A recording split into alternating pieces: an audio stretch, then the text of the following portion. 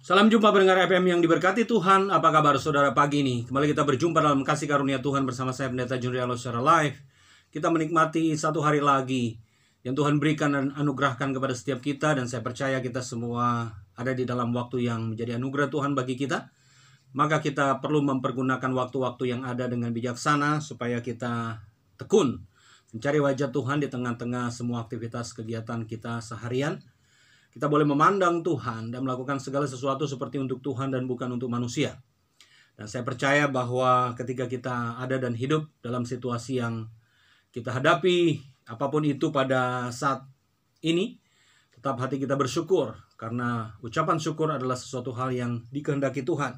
Hendaklah kita mengucap syukur di tengah-tengah situasi yang barangkali sulit atau tidak baik, ataupun dalam keadaan yang baik, atau dalam keadaan yang luar biasa, kita tetap terus bersyukur kepada Tuhan apapun itu.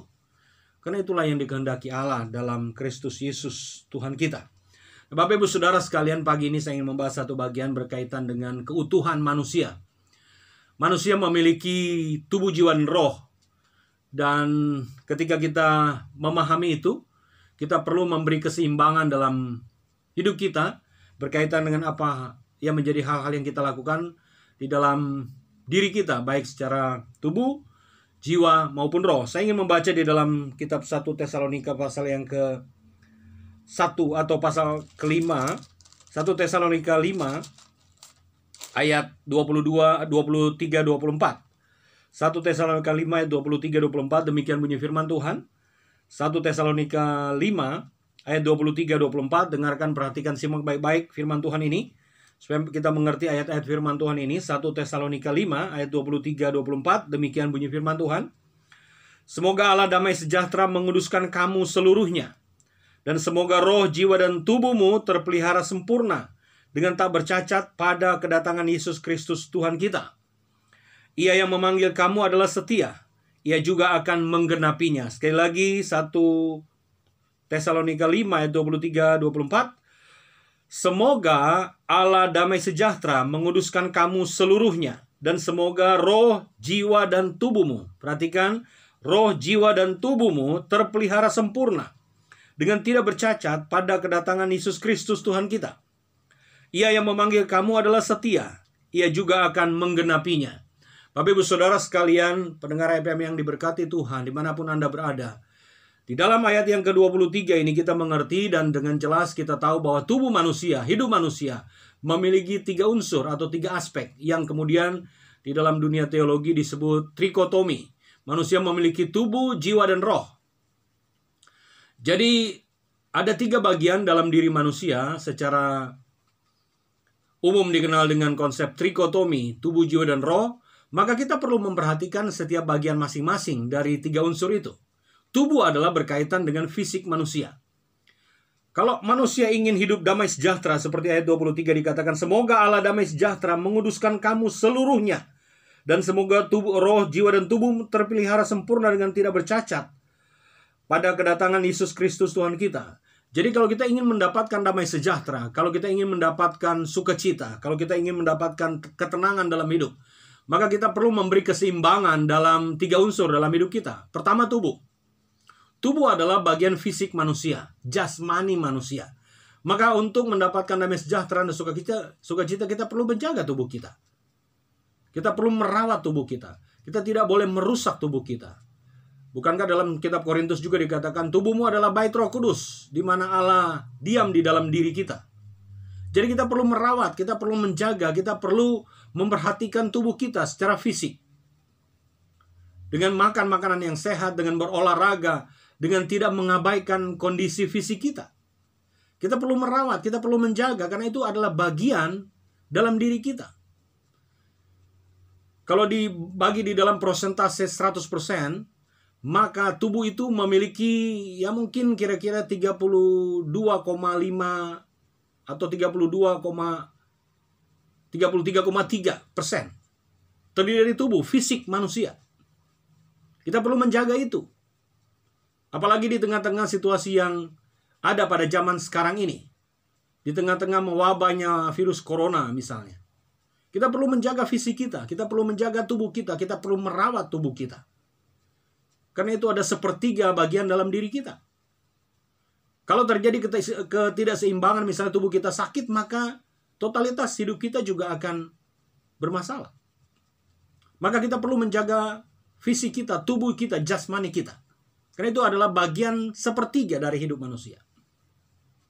Nah, bagian yang kedua adalah jiwa. Jiwa berkaitan dengan emosi. Senang, sedih, sukacita, gembira, galau. Itu bagian dari emosi manusia. Kita juga perlu menjaga. Jangan hanya menjaga fisik kita nge-gym, olahraga, tapi kemudian mengabaikan jiwa kita. Jiwa penting karena jiwa adalah sepertiga bagian di dalam tubuh manusia. Kita perlu menjaga hati kita, mood kita. Supaya ketika kita nggak emosi, ketika kita nggak marah-marah, ketika kita nggak komplain, ketika kita nggak stabil emosi, maka daya tahan tubuh kita juga akan menurun. Dan itu akan menyebabkan kita lemah dan terserang berbagai virus. Jadi kita perlu menjaga emosi kita supaya stabil. Kita perlu menjaga emosi kita supaya tidak bermasalah. Kita perlu menjaga hati kita. Amsal berkata, jagalah hatimu dengan segala kewaspadaan, sebab dari sanalah terpancar kehidupan. Itu adalah bagian sepertiga dalam diri manusia. Yang pertama tubuh, yang kedua jiwa. Emosi kita perlu kita jaga. Supaya di tengah-tengah keadaan dan kondisi yang sulit kita tidak banyak menggerutu. Tapi perbanyak ucapan syukur. Supaya menjaga emosi kita tetap stabil. Emosi kita tetap terjaga. Dan bagian yang ketiga adalah roh.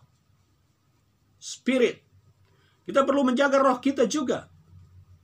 Karena ketika roh bermasalah, ketika rohani kita bermasalah, maka kita kehilangan damai sejahtera. Kita kehilangan sesuatu yang berkaitan dengan Tuhan. Sesuatu yang kita tahu, misalnya ketika kita membaca firman Tuhan, roh akan mengingatkan kita karena firman yang kita baca. Sehingga kita terhindar dari dosa. Sehingga kita terhindar dari sesuatu yang bisa membuat kita celaka. Karena kita menerobos firman Tuhan, kita melanggar firman Tuhan, kita melanggar fungsi hati nurani, tempat di mana roh Tuhan bekerja. Jadi kita perlu menjaga rohani kita. Roh kita, spiritual kita.